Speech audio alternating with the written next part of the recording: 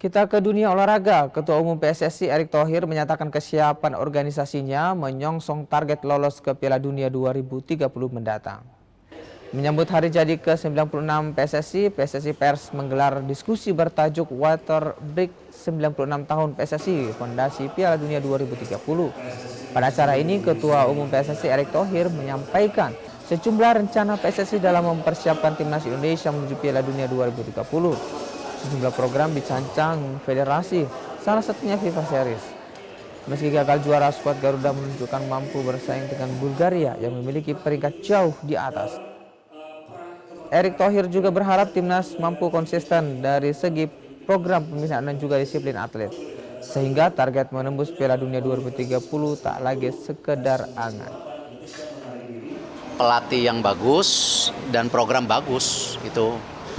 Kalau kita lihat mengenai kualitas pemain, saya rasa kita baik.